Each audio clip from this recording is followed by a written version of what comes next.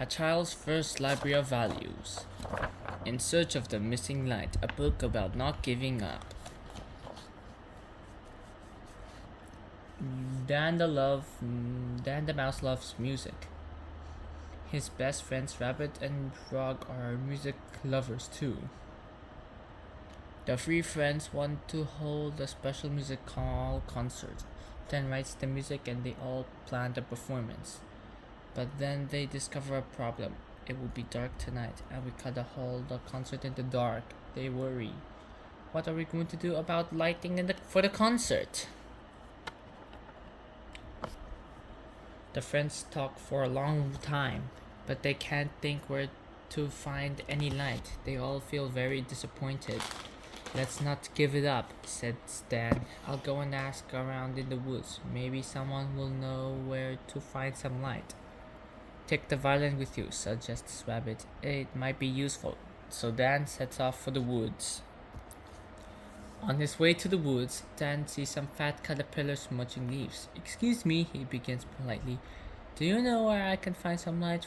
It's a special music performance. No, we have never seen any light that will be useful for the concert, says the caterpillars thoughtfully. We've never been here anywhere.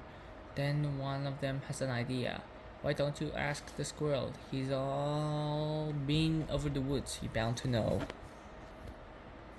Dan continues on to the woods. He soon finds the squirrel scurrying up and down a tree. Hello, Mr. Squirrel, he says. I'm looking for some light for the musical performance. Do you know where I can find some? Sorry, I don't know, says the squirrel. Why don't you ask the big yellow bird? He flies everywhere, so he bounds to know. The squirrel offers to lend Dan his acorn basket to carry the light. Dan thanks the squirrel and goes on his way. At the edge of the woods, Dan finds the big yellow bird and tells him how about his search for the light. The yellow bird is very wise. He sees very many things as he flies through the sky. I think you should climb the far mountain, he suggests. It's always very light up there. Perhaps then you will find what you are searching for. Dan looks over at the mountain. It seems a long, long way to the top. The mountain is very steep. Dan carefully climbs over the huge rocks and slowly makes his way to the summit. He soon starts to feel very tired, but then he remembers his friends back home, waiting for him to find the light for their performance. He is determined to get to the top. I must hurry, he keeps telling himself. At last, the night is falling. Dan reaches the summit. He sets down the basket, takes out his music, and starts to play the violin. The beautiful music floats up clearly into the sky.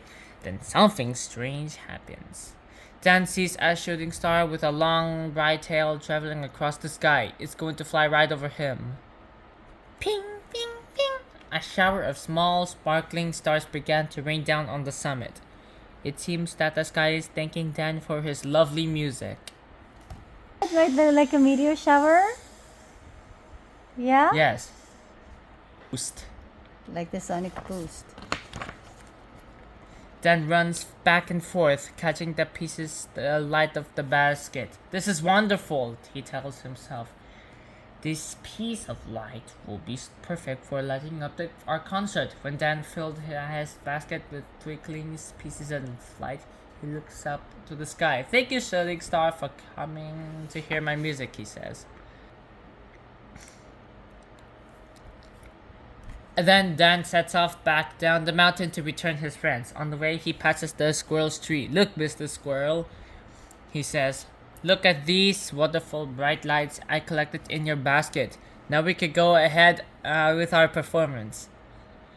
The squirrel looks into the basket. Would you like to join me and come to listen to our concert? Asks Dan. I love to, replies the squirrel. On the way back, Dan and the squirrel pass a group of butterflies. Then the caterpillars that Dan saw earlier have now become beautiful butterflies. Hello, butterflies, he says. Thank you for our advice earlier. Would you like to come our music concert? The wise yellow.